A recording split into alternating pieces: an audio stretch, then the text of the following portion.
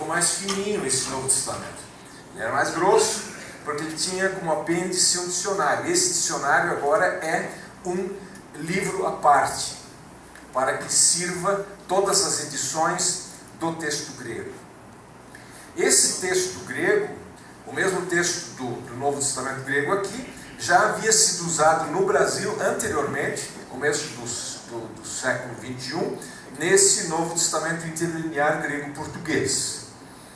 E agora nós também fizemos a segunda edição, a capa ficou exatamente igual, porque essa capa é uma capa sedutora, né? Tem gente que compra esse livro por causa da capa, acredite. Isso já saiu uma vez na revista Veja, um comprador compulsivo foi fotografado com o Novo Testamento interlinear na mão. Ele não sabia nada de grego, mas ele ficou encantado com a capa e não conseguiu resistir à compulsão de comprar. Não comprem por compulsão, comprem por convicção. Tá? Então, a única diferença diz aqui embaixo, agora, segunda edição. E ele tem o texto da quinta edição do Novo Testamento grego. Ele foi atualizado e revisado. Tá? Mas essa edição aqui, ela tem tudo que está em inglês, no Greek New Testament, tudo que está em inglês foi colocado aqui em português. A introdução, os títulos de seção, o aparato crítico, traduzido com abreviaturas para o português, né? As abreviaturas dos pais da igreja, tudo isso colocado em português. E o apêndice, como eu coloco aqui, é hoje um livro separado.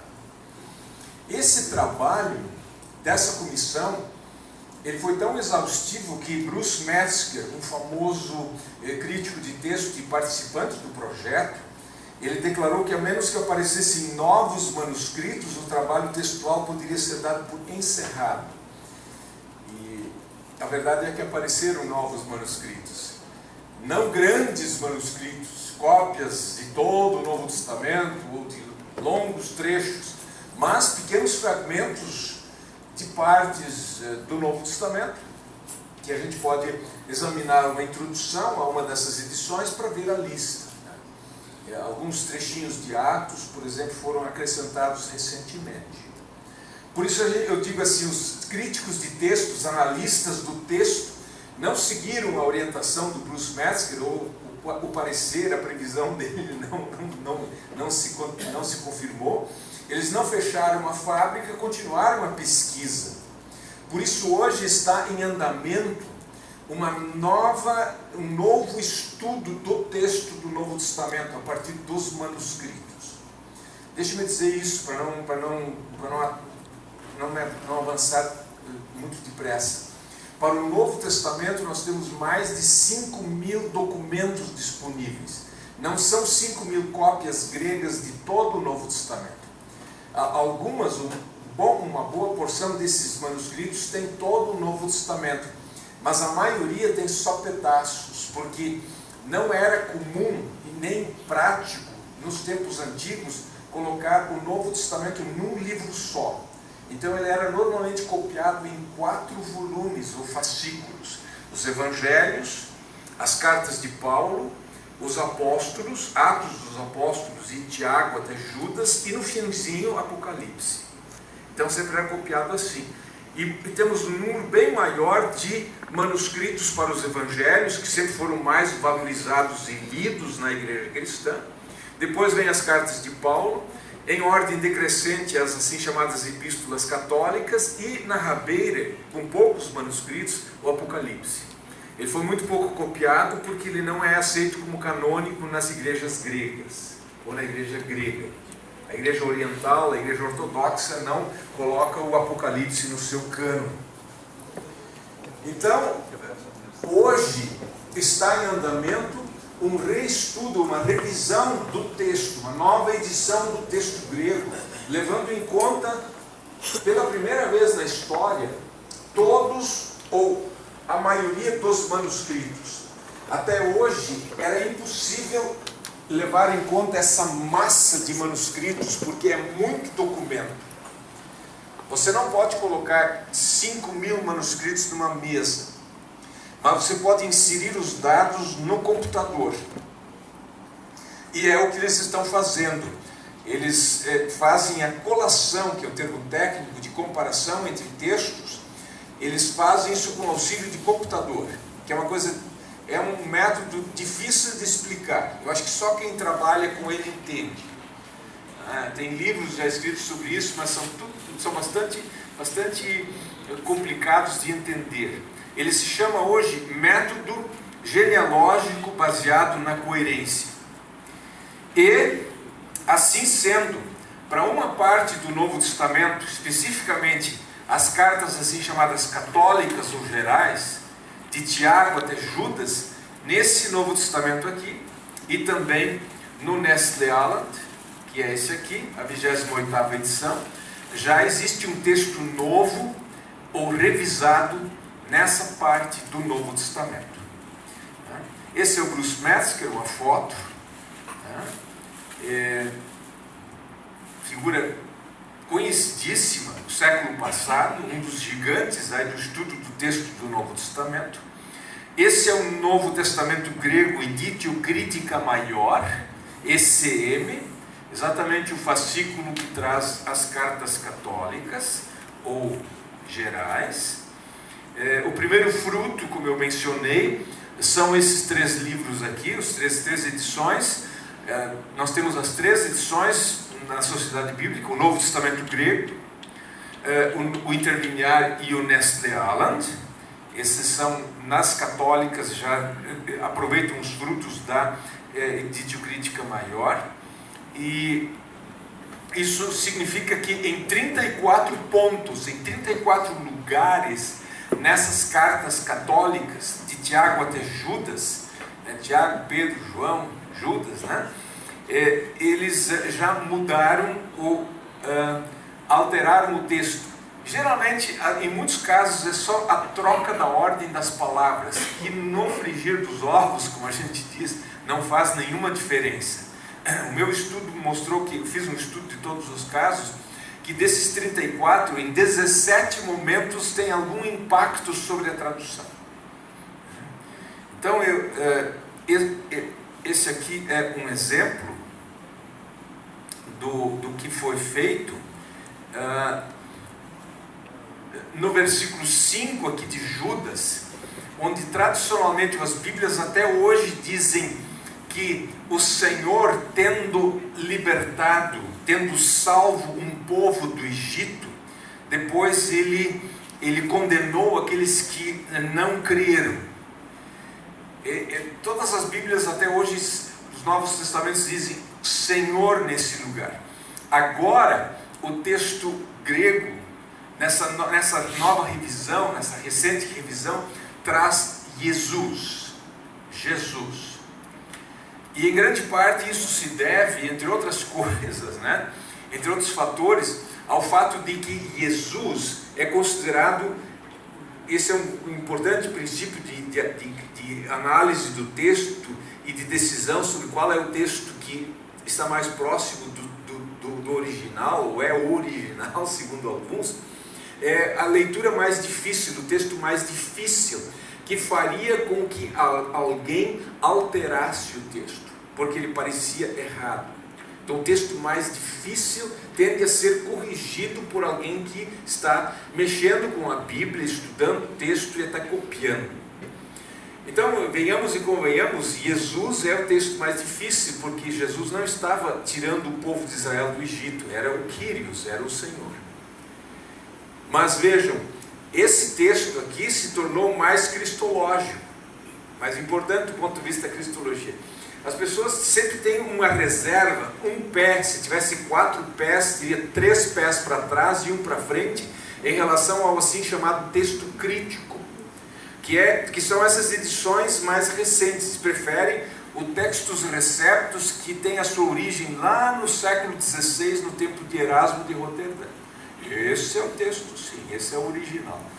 Ele é um texto muito pobre, feito com muita pouca evidência textual. Esses aqui são textos que levam toda a massa de manuscritos em... E aí o pessoal diz assim, o texto crítico é antitrinitário, ele tira as referências à trindade da Bíblia. Ele é anticristológico, ele diminui a cristologia do Novo Testamento.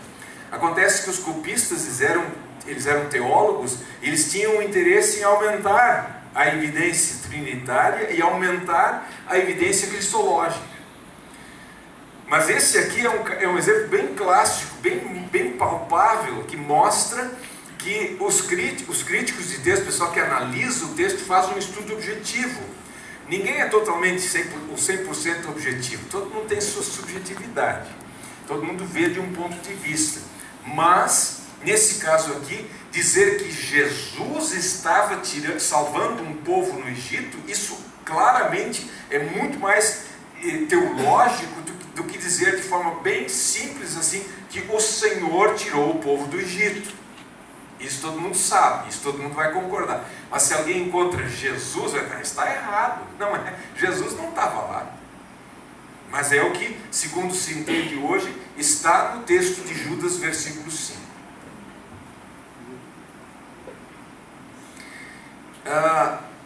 Vamos ver. Uma mudança na 28ª edição. O Nestle Aland 27, a edição anterior, e também as edições anteriores do Novo Testamento grego, tinham aquilo que se poderia chamar um preconceito em relação a um grupo de textos, que é a maior parte dos manuscritos. Antigamente, no passado, os estudiosos dos manuscritos gregos, como eles não podiam trabalhar com todos os 5.000 manuscritos, eles colocavam os manuscritos em grupos, por afinidade, por parentesco. Como é que você descobre o DNA de um manuscrito? Comparando com outro. Se ele tem a mesma característica em determinado lugar, um certo acréscimo no lugar, uma omissão num determinado lugar, aqueles manuscritos são parentes, têm as mesmas características. Então, se no final de um livro tem um amém, e normalmente não tem, todos os outros manuscritos que têm o amém no final do livro são daquela mesma família. Então, uma das características, um desse tipo de texto é o texto bizantino. E hoje, no passado, esse texto nem era levado em conta. Hoje, ele cresceu em importância. A sua confiabilidade aumentou, porque os eruditos estão revendo seus conceitos. Eles chegaram à conclusão de que esse texto pode ser o texto original, especialmente se ele tem esse princípio de que ele tem a leitura mais difícil do ponto de vista do copista.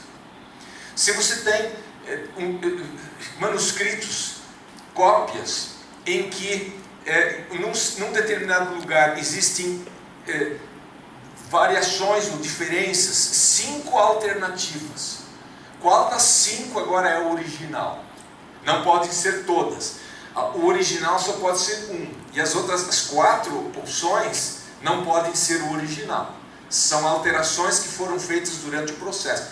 Como é que você conclui qual é a original dessas 5? Um dos princípios é a leitura mais difícil. Porque se o texto não tivesse nada ofensivo para quem lia o texto ou copiava, ele deixaria ele quieto.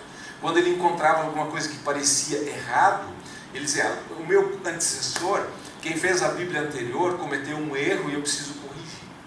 E aí ele introduzia uma alteração no texto, porque parecia errado para ele. Comparando as duas edições, as duas edições têm um público diferente em vista. De que eu estou falando? Dessas duas edições do Novo Testamento grego. O Novo Testamento, o Nestle Aland, e o Novo Testamento grego. São duas edições que nós temos, e às vezes as pessoas perguntam, mas qual é a diferença entre os dois? Qual deles eu devo comprar? Não vou poder comprar os dois, nem precisa, mas se pode, por que não? Qual dos dois? A gente tem que perguntar para quem eles foram feitos, e por isso eles são diferentes. Este aqui, o pequenininho, ele foi feito para tradutores, coordenado pelo NAIDA. Eles vão fazer uma edição para tradutores, mas ele caiu nas graças dos estudantes de teologia de todo mundo. Esse aqui é o Novo Testamento grego preferido de todos. Entre outras coisas porque ele tem um aparato crítico reduzido, ele reduz a necessidade de fazer a análise das variantes. Então esse Novo Testamento tem poucas unidades de variação, em torno de umas 1.400, mas ele tem uma farta documentação, ou seja, ele tem muita explicação,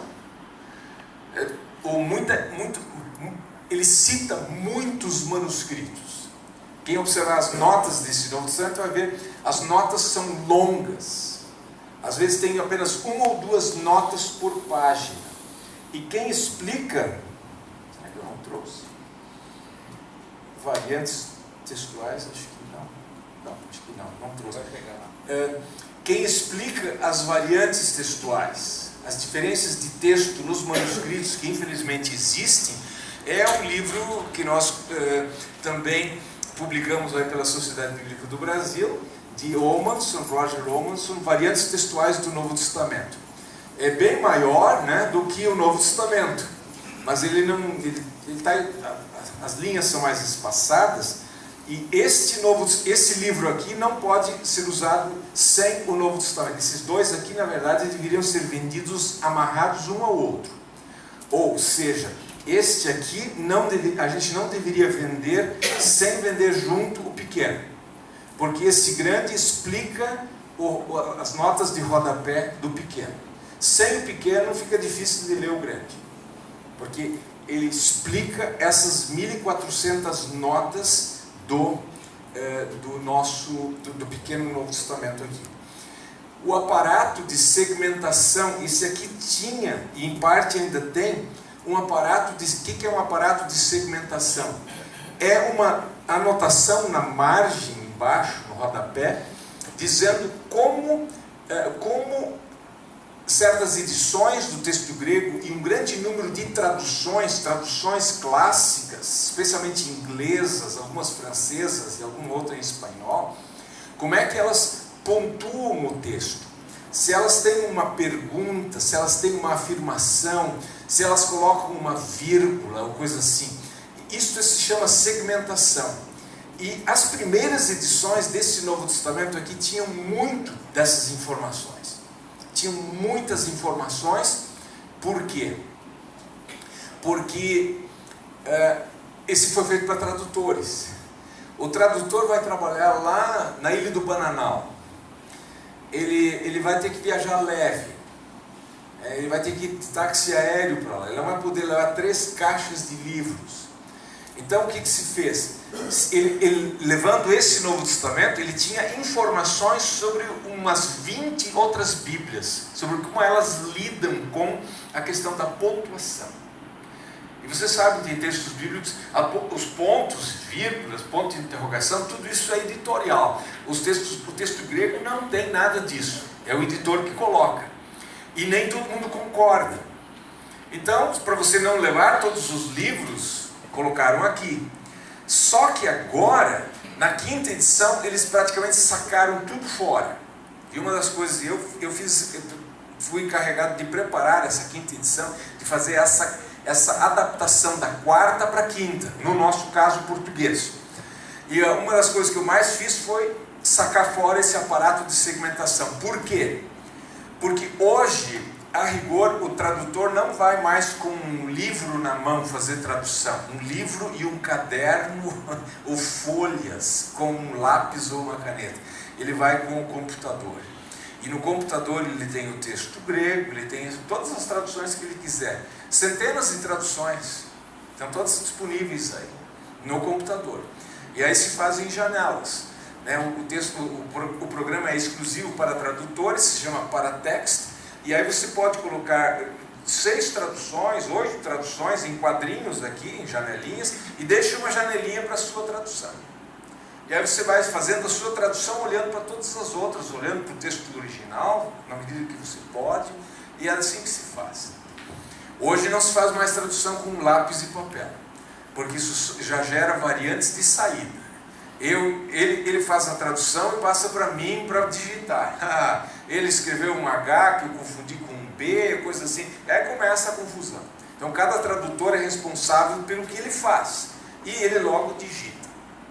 E já está logo no digital, na hora que for imprimir, é só mandar imprimir. É que nem passar para a impressora. Imprimir. Lá vai. É bem fácil. Hoje se tornou mais rápido fazer tradução bíblica. Então, ele também tem poucas referências cruzadas, aquelas chamadas assim para outros textos bíblicos. Ele tem poucas, por quê? Porque não foi feito para pastores, não foi feito para teólogos, ele foi feito para tradutores. Enquanto isso, o Nestle Aland é uma edição acadêmica, feito para teólogos, para pastores, para estudantes de teologia, acadêmicos de teologia, bacharelandos. Ele tem um enorme, ninguém contou até hoje, né? Mas ele tem, calcula-se umas 10.000 unidades de variação, ou notinhas, que tem informação no pé da página. Mas a documentação, a lista de manuscritos que apoiam aquela variante é bem reduzida.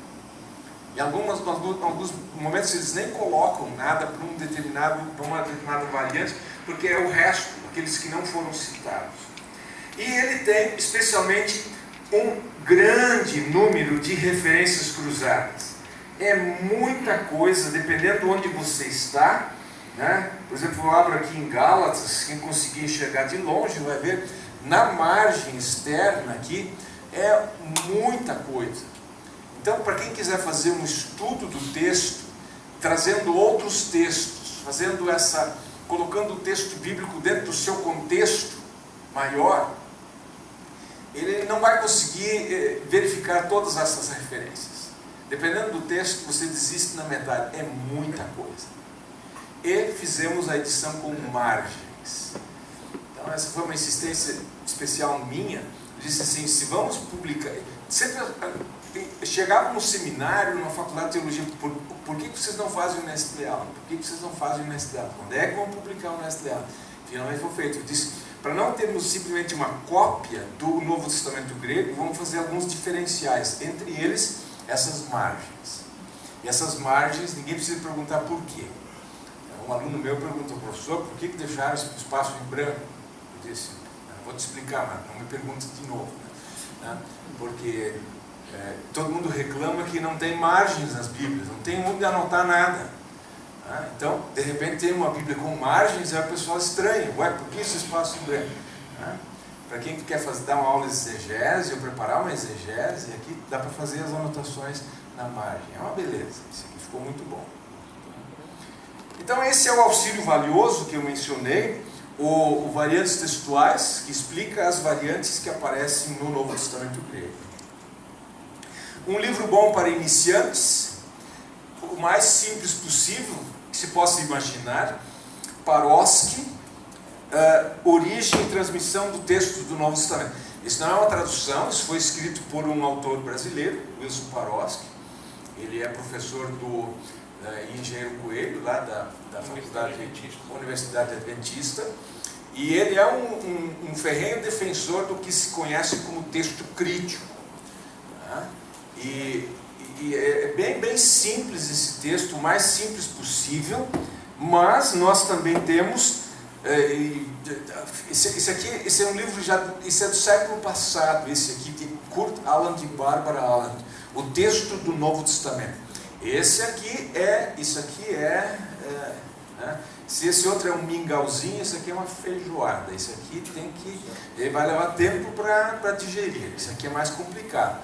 Ele não tem nada que o substitua até hoje. Né? Você vai ver, ele está cheio de números a certa altura. Olha aqui, só números, só listas de manuscritos. Ninguém vai ler isso aqui, mas eles colocaram. Isso é coisa de alemão. Né? Vamos listar tudo que tem que listar. É só manuscrito, é só números. Isso aqui foi realmente uma diversão. Conferir se estavam todos os números, ou copiar todos os números. Eu fiz a tradução, me diverti com isso aqui. Né? Para não criar variantes textuais no texto que fala sobre variantes textuais. Então esse aqui é o texto mais... esse é o clássico. sobre essa questão toda. Já que nós queremos falar um pouco sobre o conflito, ou a questão do textus receptus e o crítico, então digo o seguinte: o textus receptus, que está traduzido nas Bíblias mais antigas, a King James, a Bíblia de Lutero, a Almeida Revista e Corrigida, todas essas traduções antigas, anteriores ao século XX, essas são baseadas no assim chamado texto recebido. E esse texto recebido tem a sua origem com Erasmo de Roterdã, que foi o primeiro a publicar um Novo Testamento na era de Gutenberg. Até antes de Erasmo, as cópias eram feitas à mão. A partir de Erasmo se imprime o Novo Testamento. Esse Novo Testamento de Erasmo é uma continuação do assim chamado texto majoritário ou bizantino e, enfim, ele representa a maioria dos textos, mas se tratando de documentos da Bíblia, a coisa não é democrática, não é assim o voto da maioria. O que a maioria dos manuscritos dizem? Sempre se pergunta o que os melhores e mais antigos manuscritos trazem. É uma coisa extremamente aristocrática. Eu gosto de dizer assim que 15 vira-latas não valem o que custa um cachorro de pedigree. Quer dizer, um cachorro com pedigree pode custar mais caro do que 15. E os 15 vira-latas você vai ganhar de graça. Alguém pega o cachorro, leva para você. Mas se for um cachorro de raça, ele vai te cobrar. Então é a mesma coisa, se os manuscritos forem todos da mesma linhagem, todos assim, sem pedigree, você pode ter 100, eles não derrubam um peso pesado, um manuscrito importante no caso do Novo Testamento. Então esse Erasmo, o que ele fez? Ele em 1516 publicou o primeiro Novo Testamento na era de Gutenberg. Ele tinha à sua disposição 6 cópias, todas elas do século XII. Ora, século XII é 1100. Isso dá 1000 anos afastado do Novo Testamento. Hoje nós temos documentos que são do ano 200, do ano 300. Então eu acho que isso derruba a ideia de que o textus receptus é melhor. Não pode ser melhor. Por quê? Porque ele está baseado em textos da Idade Média. Enquanto essas edições, assim chamadas críticas, elas são baseadas nos textos mais antigos, que foram descobertos nos últimos 200 anos. Então ele fez uma série de coisas aqui que eu não preciso explicar agora. Esse texto foi usado por Lutero. Ele não tinha os últimos 6 versículos do Apocalipse, porque ele tinha um manuscrito. Na verdade, ele fez o quê? Ele juntou 6 manuscritos para uma parte do texto. Acho que para os evangelhos ele tinha mais de um, e entregou para o impressor. Ele disse: põe tudo junto, põe um atrás do outro. E para o Apocalipse ele tinha um manuscrito só, que não tinha os últimos 6 versículos. Como era a última folha, ela provavelmente se perdeu, então ele traduziu do latim para o grego. Mas depois, evidentemente, foram descobertos os manuscritos, e isso não está hoje assim no Textus Receptus. O Novo Testamento grego de hoje, ele é conhecido como texto crítico, mas esse nome assusta. Você acha assim, crítico porque eles são críticos e querem destruir a Bíblia. Não é esse sentido. Ele é crítico porque é fruto de uma elaboração mental, é fruto de um estudo, de uma análise criteriosa. Ele é crítico no sentido de baseado em critérios. Eu acho que devia ser chamado acadêmico, científico, um outro nome. E esse Novo Testamento, todos os Novos Testamentos, não existe um Novo Testamento que imprima um manuscrito do começo ao final. O Erasmo não pôde fazer isso porque ele não tinha um manuscrito que tinha todo o Novo Testamento. Como eu disse antes, o Novo Testamento era copiado em 4 fascículos. Por isso a gente diz o seguinte: a edição do Novo Testamento, essas 2 edições aqui, O texto crítico, a edição é mais recente, mas o texto é mais antigo, porque se baseia em manuscritos mais antigos. Já o texto recebido, assim chamado, ele é uma edição mais antiga, tem 500 anos, mas ele se baseia em manuscritos copiados mais recentemente. Então a gente tem que ver, não é, a edição é antiga, mas os textos em que se baseia são mais recentes na história. Só para mostrar para vocês, vocês já devem ter visto, talvez alguns que estão começando o curso nunca viram isso. Isso é assim que eles copiavam o texto grego. Isso é um manuscrito. Isso é anterior ao século IX. Eles copiavam tudo escreviam com letras maiúsculas ou unciais. E isto aqui só lê, não basta conhecer grego. Aqui para você ler você precisa conhecer o texto, porque eles escreviam tudo emendado, e na hora que chegava no final da linha, eles não faziam separação de sílabas, eles simplesmente continuavam na linha seguinte.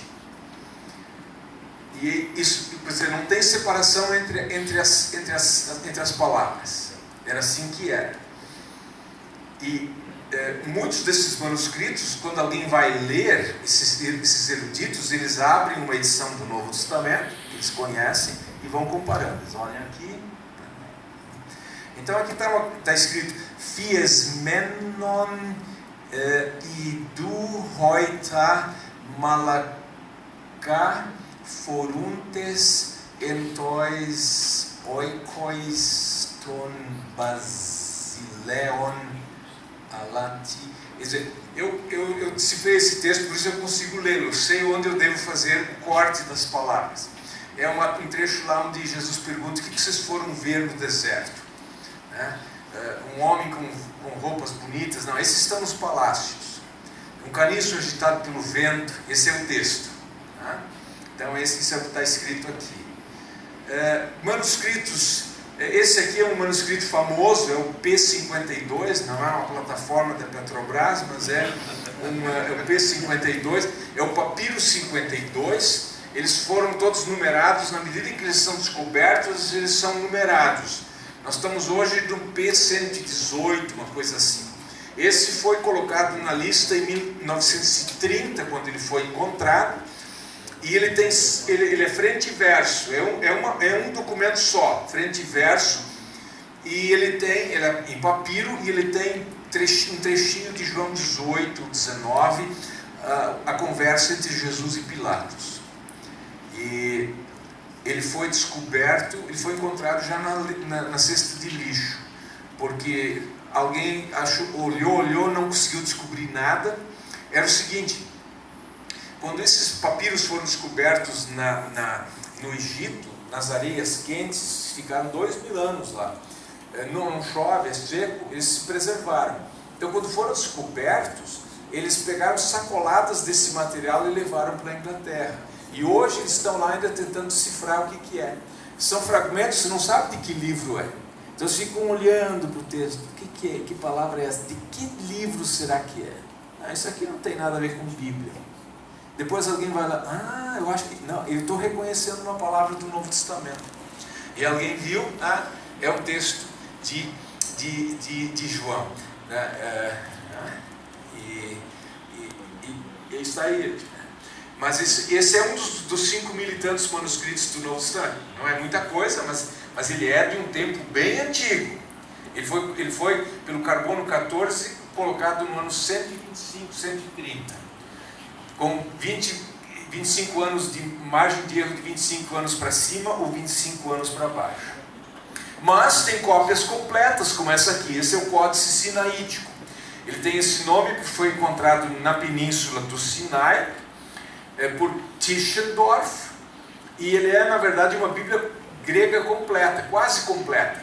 Tem partes do Antigo Testamento que estão faltando, mas o Novo Testamento está completo. E vejam que ele foi escrito em 4 colunas, como se escrevia nos rolos. Isso é um códice, é um livro na forma como nós o conhecemos hoje, tecnicamente chamado de códice, e nos rolos eles escreviam em colunas. Aqui eles podiam ter feito uma linha só. mas eles escreveram ainda na moda antiga, 4 colunas por página. Então esse aqui foi descoberto lá por 1859, ou seja, todos esses importantes manuscritos são do tempo moderno. Por isso nós modernos, nós temos hoje um texto melhor que o Lutero tinha 500 anos atrás.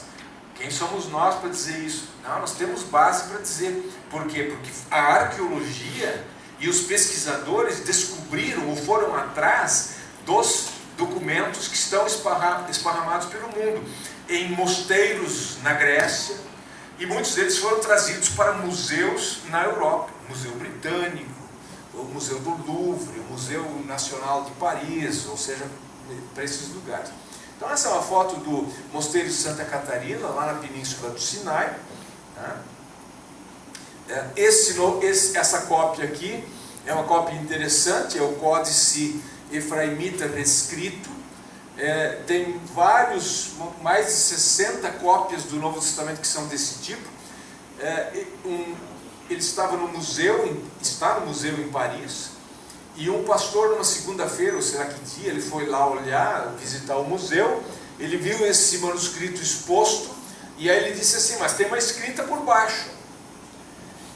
Tem 2 colunas em siríaco, escrito aqui, mas ele viu que tem uma escrita por baixo, numa linha contínua. Aqui 2 colunas em siríaco e por baixo uma linha só.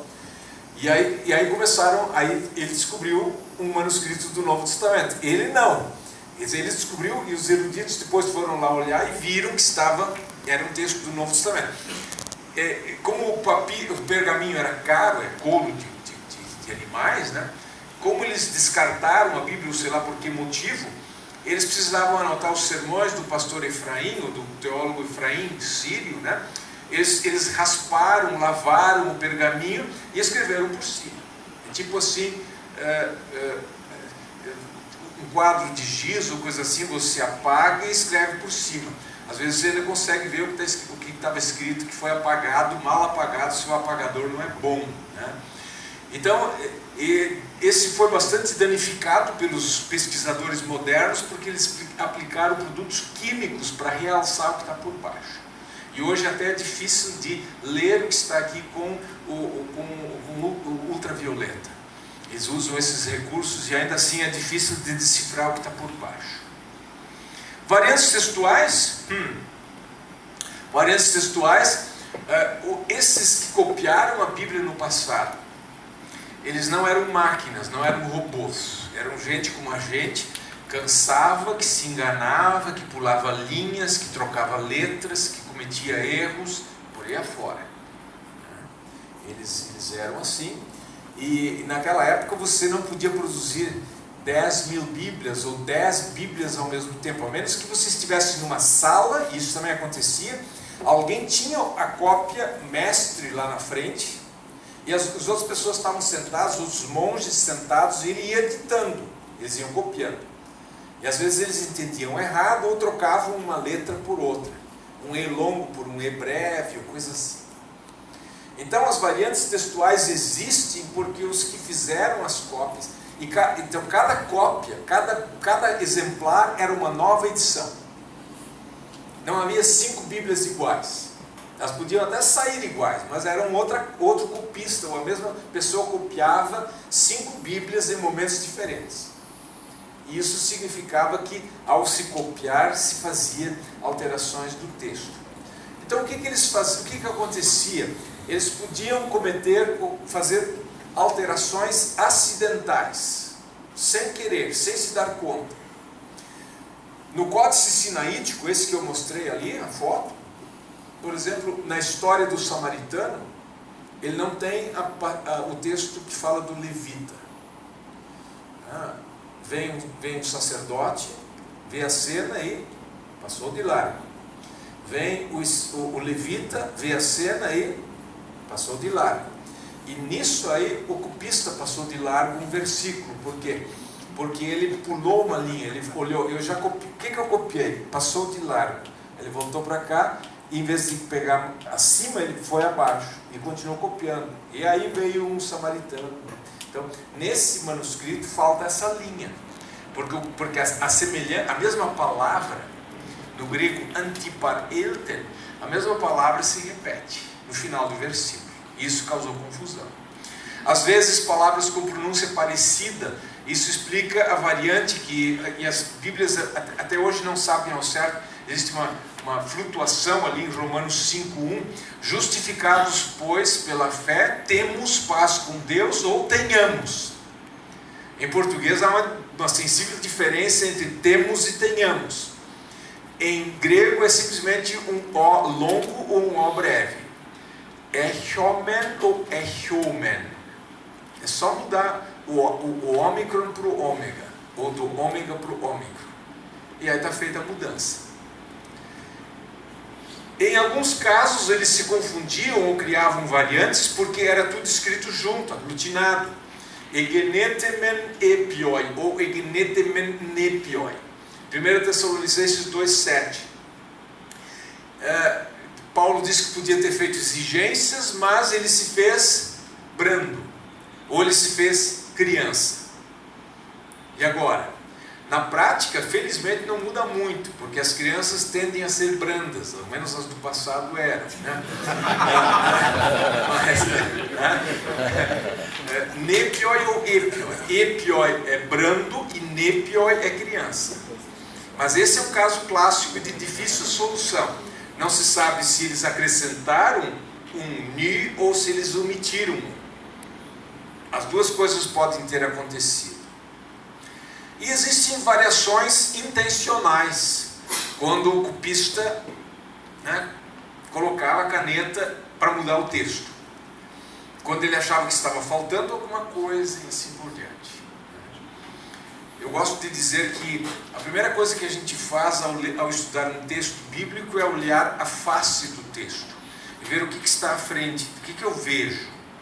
Esse é o texto, são esses 7 versículos. O que está escrito? Eu olho.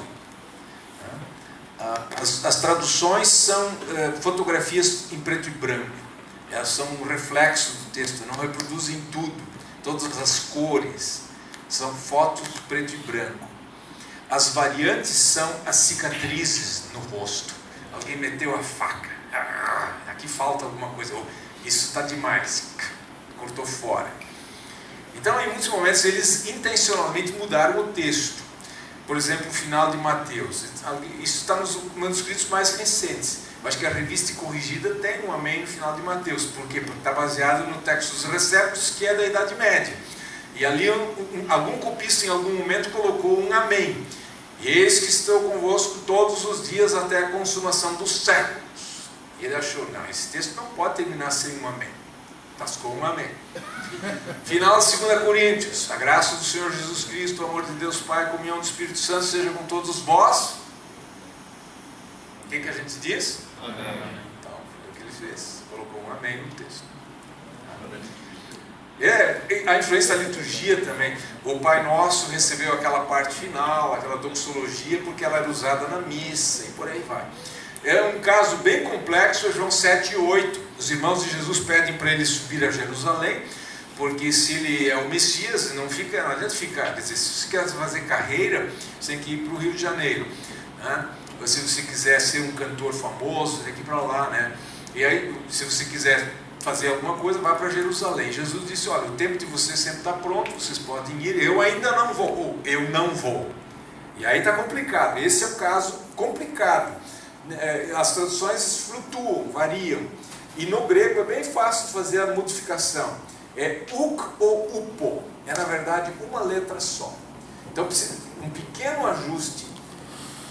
Parece que ninguém sabe se o copista quis salvar a honra de Jesus, ele disse eu não vou, mas depois ele foi, ou porque o texto foi alterado.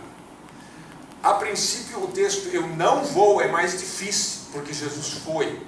Se ele disse eu não vou, então não tem problema nenhum, não tem dificuldade. Então hoje a tendência dos analistas é dizer que Jesus disse eu não vou, mas depois ele foi. Ou eu não vou agora, enfim, essa é uma discussão bem interessante. Ao que vale lembrar, os copistas não eram produtores de documentos para a posteridade, eles não estavam fazendo bíblias ou manuscritos para nós, mas estavam editando a Bíblia para o seu tempo, e eram teólogos. E muitas alterações, ou algumas pelo menos, eram fáceis de fazer. Por exemplo, se você tinha Jesus, como lá em Judas 1,5, Jesus, eles escreviam abreviado. Esses nomes sacros eles abreviavam. Eles pegavam a primeira letra e a última. Eles pegavam o iota e o sigma. E o sigma maiúsculo era escrito como um C maiúsculo nosso. Então, IC, Jesus. E o Kyrios era o kappa e o sigma maiúsculos. Então, se você tinha Jesus, IC, era muito fácil mudar para Kyrios. Bastava só colocar 2 tracinhos. Aí você mudava para Kyrios. Era mais difícil apagar os 2 tracinhos. Era mais fácil acrescentá-los.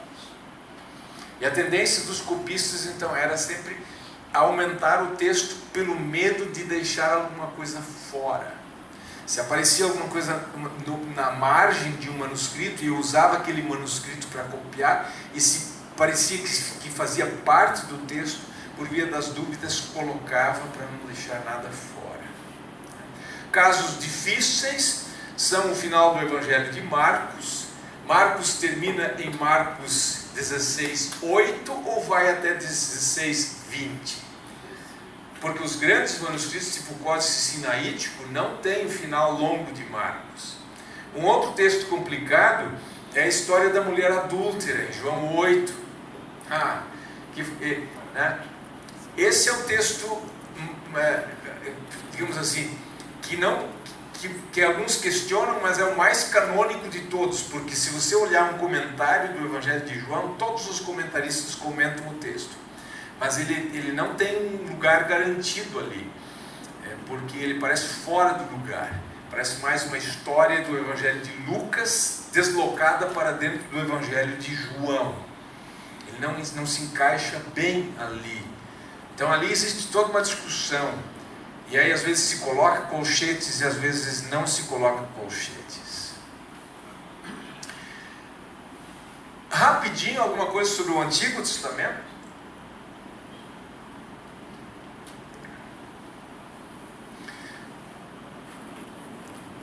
Antes de entrar no que eu quero dizer, só apresentar um livro também publicado pela Sociedade Bíblica do Brasil, o texto do Antigo Testamento, edição reformulada da Introdução à Bíblia Hebraica de Ernst Wertwein, Alexander Achilles Fischer. Esse é um livro que foi escrito em alemão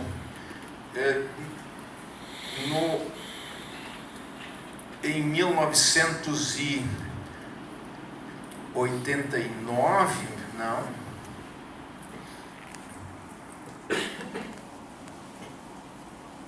pode ser tão antigo assim. Mas enfim, ele não foi traduzido ao inglês ainda, mas nós já o traduzimos ao português. O que nós aprendemos no caso do texto do Antigo Testamento a partir das descobertas dos rolos do Mar Morto? Qumran.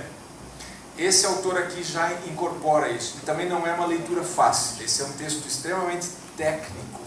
Esse texto aqui que explica o surgimento da Bíblia hebraica.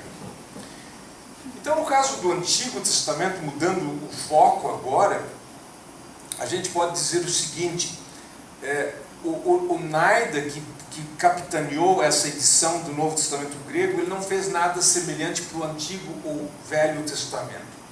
Até porque essa Bíblia hebraica que nós temos hoje, ela estava em elaboração.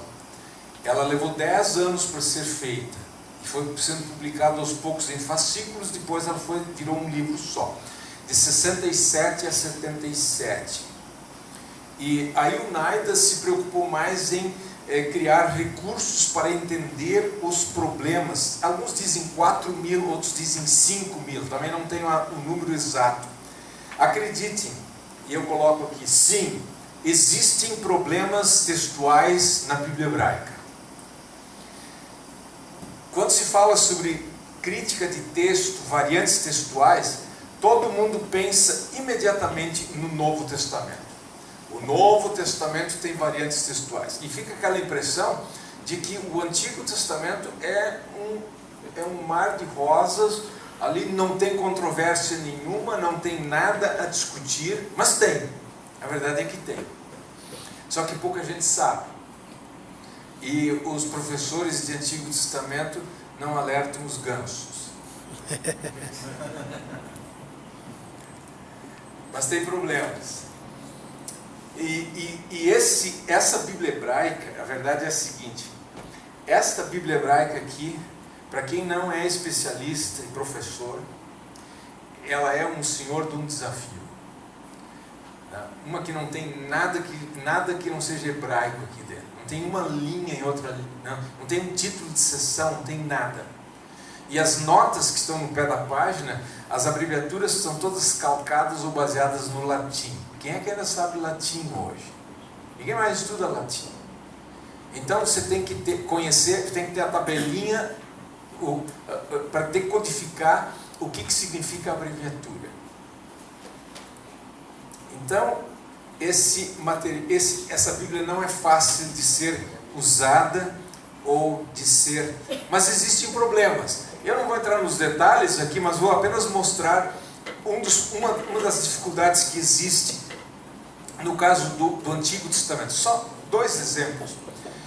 Gênesis 4:8. E Caim disse a Abel, seu irmão. No texto hebraico, massorético, essa Bíblia hebraica, que traz um manuscrito que foi copiado e produzido no ano 1008 depois de Cristo, ele não tem nada que o Caim disse para o Abel. O que o Caim disse para o Abel? Não tem nada. Mas as traduções antigas, começando com a Septuaginta e todas as outras, elas têm alguma coisa ali, porque parece que está faltando. Então esse é um dos... Agora, vamos ficar com o texto hebraico, o texto massorético da Bíblia hebraica, ou vamos seguir as traduções antigas?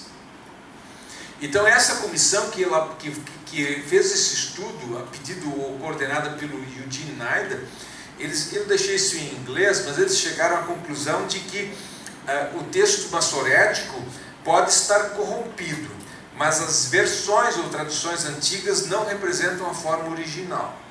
Elas procuram emendar a forma do texto massorético. Então eles sugerem outra maneira de traduzir, tipo assim: Caim falou com o seu irmão e então aconteceu o seguinte. Mas as nossas Bíblias dizem: Caim disse para o seu irmão Abel, vamos ao campo. Essa parte, vamos ao campo, não está em si no texto hebraico. E agora, por que as traduções têm esse texto? Porque elas entendem que isso caiu fora do texto hebraico que nós temos e precisa ser suplementado a partir das traduções antigas.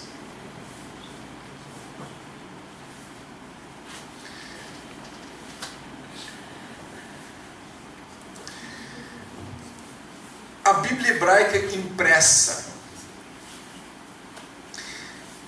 Imagine o que era imprimir uma Bíblia hebraica em 1525, mas foi feito. O que era imprimir o Novo Testamento grego em 1516, mas foi feito. Hoje é muito mais fácil, esses tempos digitais. Naquela época era muito mais complicado. Mas eles fizeram. Eles tiveram que criar os tipos, com as letras. Eu até mencionei hoje, não sei se foi no intervalo ou aqui em público, sou do tempo em que a gente tinha máquina de escrever. Eu gosto de dividir a humanidade em 2 grupos, os que fizeram curso de datilografia e os que não fizeram. E nós, os antigos que fizemos curso de datilografia, a gente tinha aquelas máquinas elétricas, IBM, Tinha o supra-sumo, a coisa mais moderna, era aquelas IBM com esferas, que você podia mudar a fonte.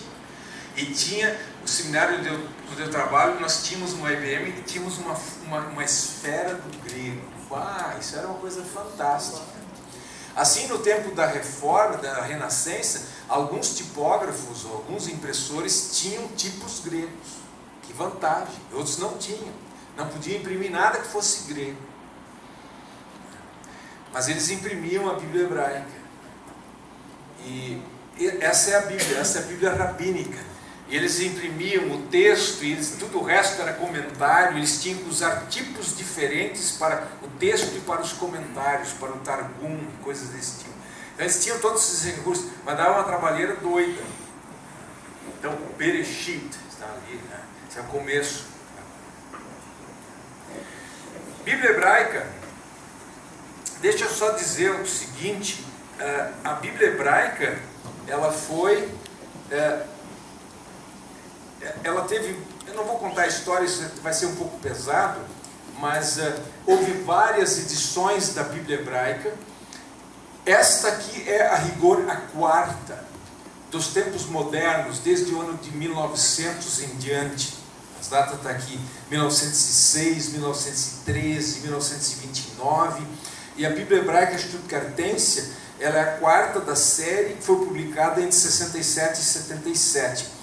E aqui está o detalhe: ela não é feita de uma combinação de manuscritos, ela não foi editada, ela não é fruto de um estudo de manuscritos, ela é a reprodução fiel de um único manuscrito, que é esse que está aqui na tela, que parece que foi feito à máquina, mas foi escrito à mão, por um copista que, pelo traçado da letra, se diz que ele fez toda a Bíblia hebraica, ele copiou toda ela.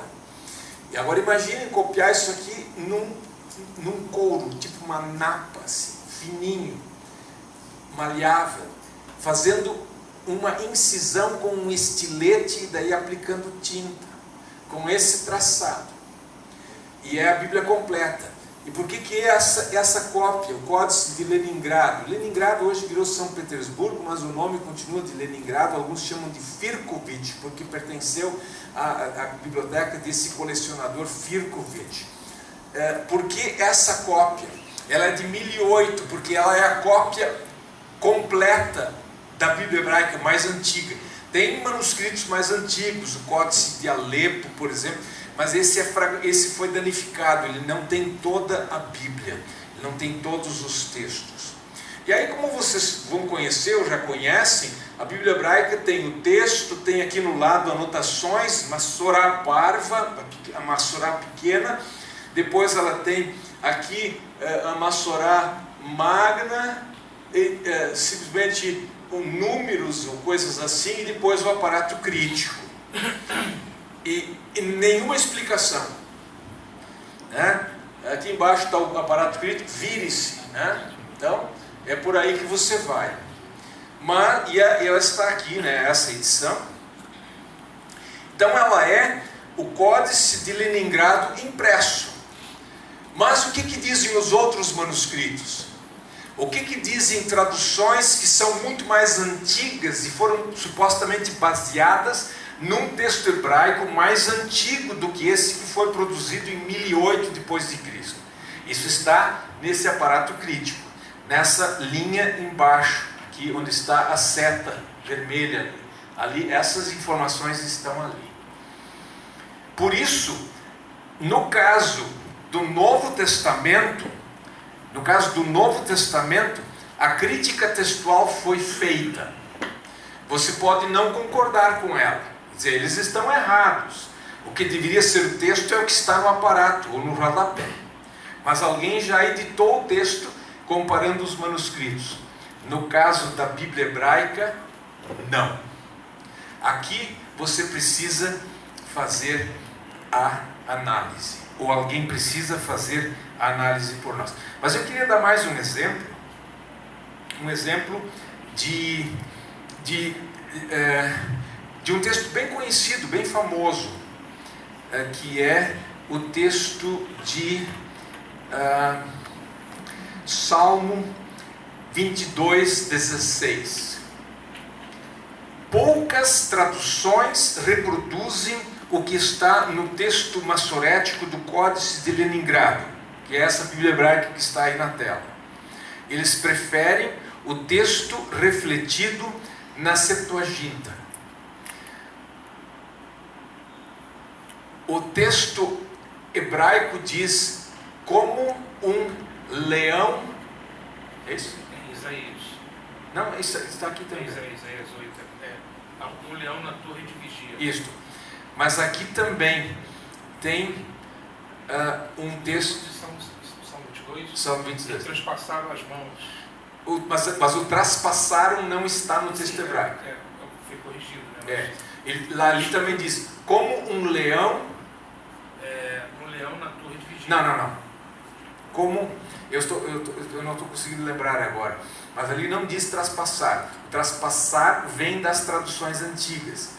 O texto hebraico diz, eu acho que é como um leão também, as minhas mãos e os meus pés. Mas o que esse animal tem a ver? E em Isaías também tem outro exemplo lá. Mas o que esse animal tem a ver com as mãos e os pés do Messias? Então parece errado, e por parecer errado, e porque a Septuaginta tem furaram ou traspassaram as minhas mãos e os meus pés, esse é o texto que está nas nossas Bíblias.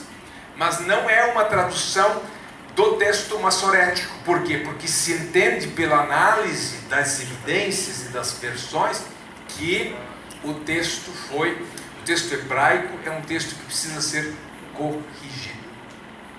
Tá? E assim tem outros casos. Dá para mencionar que a Bíblia na linguagem de hoje, uma das edições antigas, ela estava cheia dessas notinhas. Segundo as versões antigas, o texto hebraico diz isso.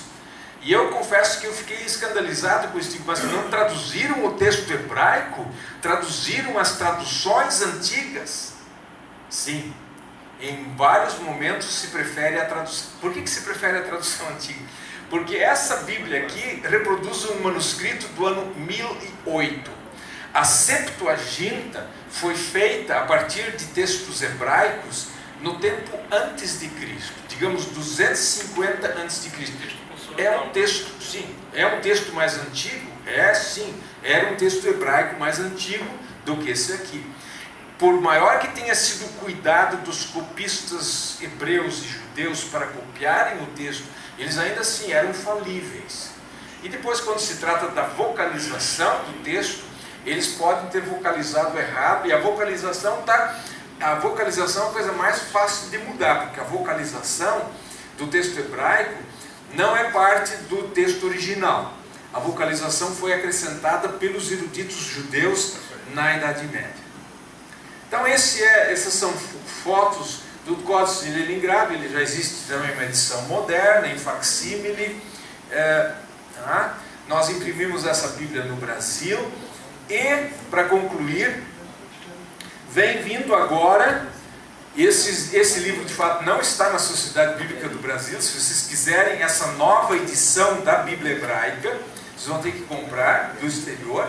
E essa aqui não é a Bíblia Hebraica, esse aqui é o livro de Gênesis, pasmem. Esse livro aqui é só Gênesis. E por que ele é tão grosso assim? Porque agora vem uma Bíblia hebraica diferente, mais user-friendly, mais amigável, mais acessível para nós. O que eles fazem aqui? Esse livro tem duas, você pode ler, tem que começar das duas pontas. Aqui você tem Bereshit, Gênesis. Virando aqui tem Bereshit, Gênesis. Você começa a ler o hebraico aqui, onde normalmente você começa a ler o texto hebraico, e do outro lado você começa a ler, e aqui tem um enorme de um texto em inglês, explicando as notas que estão no rodapé, explicando aquelas observações que os massoretas colocaram aqui do lado. Essas aqui, e depois também essas ali da Massora Magna, Essas coisas são explicadas. E essa Bíblia, que é chamada de Bíblia Hebraica Quinta, porque ela é a quinta na série de Bíblias hebraicas impressas, essa é a quarta, essa é a quinta, essa Bíblia ainda está sendo feita. tem uns 8, 9 ou 10 volumes já prontos, fascículos, e os fascículos são caros. Isso aqui custa em torno de $40.